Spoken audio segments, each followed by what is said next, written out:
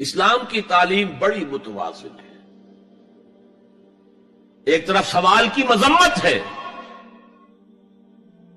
مت اپنا دستے سوال دراز کرو کسی کے سامنے. جو شخص ہاتھ پھیلاتا ہے مانگنے کے لیے وہ اپنی عزت نفس کو ہتھیلی پر رکھ کر آپ کے سامنے پیش کر رہا ہے، اور آپ ٹھوکر مار دیتے ہیں اس کی عزت نفس. مانگو اللہ سے، اللہ کسی کے دل میں ڈالے تمہاری ضرورت پوری کر سکتا ہے، بغیر اس کے کہ تم کسی کے سامنے دستے سوال دراز کرو. تو سخت مذمت ہے.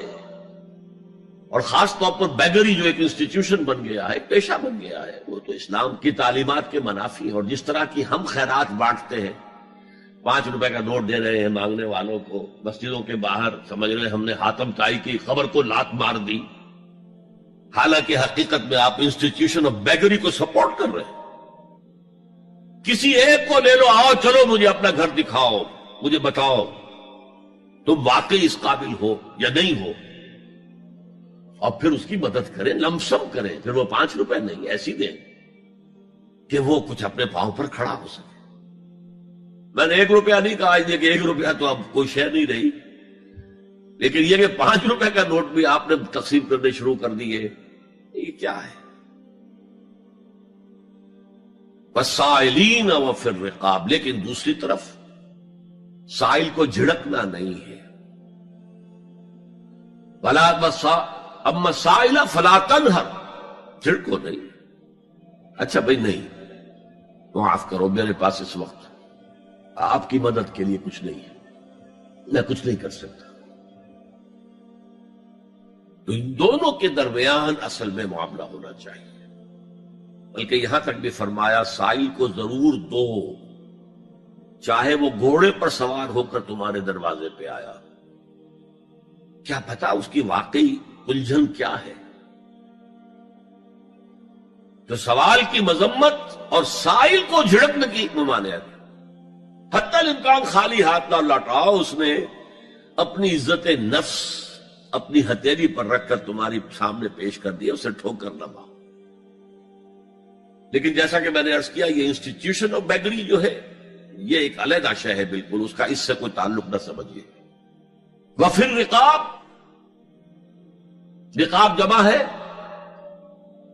رقبہ، گردن. فک رقبۃ او اطعام فی یوم ذی مسغبۃ یتیما ذا مقربۃ او مسکینا ذا متربہ. فک رقبۃ، کسی کی گردن چھڑا دینا. اس وقت سب سے بڑی ایپلیکیشن اس کی تھی غلاموں کو، کنیزوں کو اپنے پیسے سے خرید کر آزاد کر دینا. بہت بڑی نیکی، بہت بڑی نیکی. اور حضرت ابو بکر رضی اللہ تعالیٰ عنہ کے دفتر فضائل میں سب سے اونچا کام یہ ہے کہ جن غلاموں کو اور جن کنیزوں کو ستایا جا رہا تھا، دیئر اونرز، دیئر ماسٹرز، ان کے آقا کو حق حاصل تھا، جو چاہے کریں ان کے ساتھ، قتل کرنے کوئی پوچھنے والا نہیں ہے. میں پہلے بھی عرض کر چکا ہوں، میری ملکیت ہے، جیسے میری بکری میری ملکیت ہے، میں نے اس کو ذبح کیا، گوشت کھا لیا، تم کون ہوتے ہو پوچھنے والے؟ میرا غلام تھا، میں نے قتل کر دیا، تم کون ہو پوچھنے والے؟ ان کو حضرت ابو بکر نے خرید کر آزاد کیا اور منہ مانگے دام دیے. حضرت بلال کے لیے امیہ ابن خلف نے اتنی بڑی رقم مانگی، حضرت ابو بکر کا ٹھیک ہے لو. باپ نے کہا بھی ابو قحافہ نے، ابو بکر کو کوئی غلام خریدنا ہی تھا تو کوئی طاقتور آدمی جو کام آ سکے کہیں، اس کو خریدنا چاہیے. انہیں کیا پتا ابو بکر کس لیے خرید رہا اور کس کے لیے خرید رہا. آج کے دور میں اس کی اپلیکیشن ہوگی. کوئی شخص جو ہے اگر قرض میں اس طرح جکڑا جائے کہ لاکھ ہاتھ پاؤں مارے نکل نہیں سکتا، اس کو کوئی لمپ سم مدد دے کر اس قابل کیا جائے کہ وہ پھر اپنے پاؤں پر کھڑا ہو جائے. یہ نہیں کہ اسے آپ ہر مہینے کچھ رقم دیتے رہے مینٹیننس کے لیے، نہیں. اس سے تو وہ اسی پوزیشن میں رہے گا. یہ بعض مائنورٹی کمیونٹیز کے اندر یہ معاملہ موجود ہے.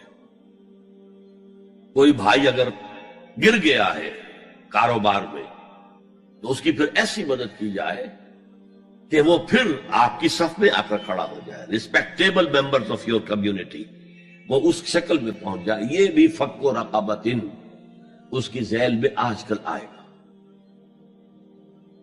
اب اس کے بعد آیا وَأَقَامَ الصَّلَاةَ وَآتَى الزَّكَاةَ.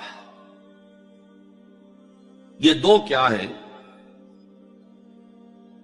یہ عبادات کی شکل میں دو ستون ہیں جو ان دو چیزوں کو سپورٹ کرتے ہیں جو اب تک بیان ہوئی ہیں. ایمان کو تازہ رکھنے کے لیے نماز قائم کرو. ہر نماز ایمان کی تجدید ہے. اقیم الصلاۃ لذکری، نماز قائم کرو میری یاد کے لیے. اپنا عہد اللہ کے ساتھ تازہ کرو. ایاک نعبد و ایاک نستعین، اے اللہ ہم تیری ہی بندگی کرتے ہیں اور کرتے رہیں گے، تجھ ہی سے مدد مانگتے ہیں اور مانگتے رہیں گے. اپنے اس عہد بندگی کو تازہ کرو، ایمان کو تازہ کرو. الحمدللہ رب العالمین الرحمن الرحیم. ایمان باللہ تازہ ہوا نا. مالک یوم الدین، ایمان بالآخرہ تازہ ہو گیا. یہ ہے ایمان کو قائم رکھنے کے لیے، نیکی کی اس روح کو برقرار رکھنے کے لیے اللہ تعالی کی طرف سے یہ ستون ہے. الصلاۃ عماد الدین، دین کا ستون ہے یہ نماز. اس بحث میں اس کا مقصد کیا ہے وہ میں نے بیان کر دیا. بعد میں کیوں آ رہا ہے؟ یعنی کہ اصل شے ہے ایمان، اور ایمان کو سپورٹ کرنے والا ستون ہے نماز.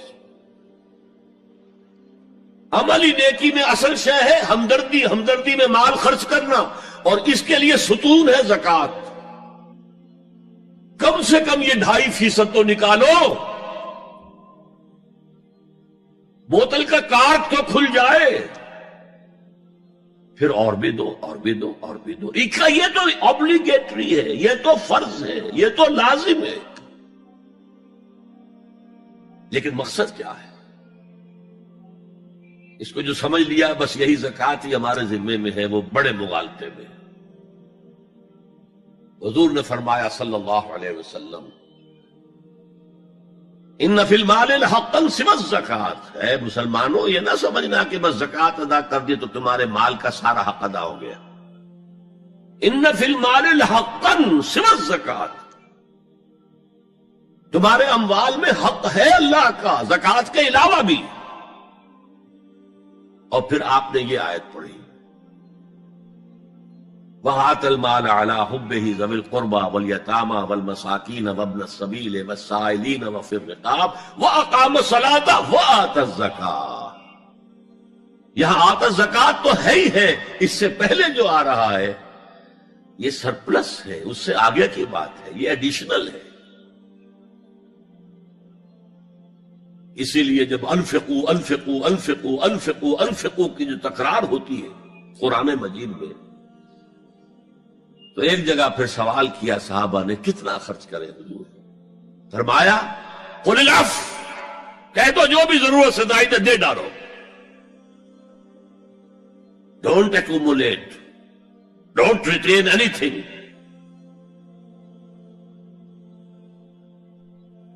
ایک بات آپ سے کہوں، آپ کچھ چونک جائیں گے. حضور نے کبھی زکوٰۃ دی؟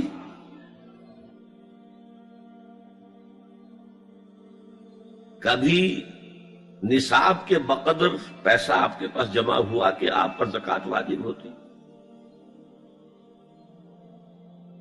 کیسی عجیب بات ہے. ارکان دین میں سے ایک رکن سرے سے غائب.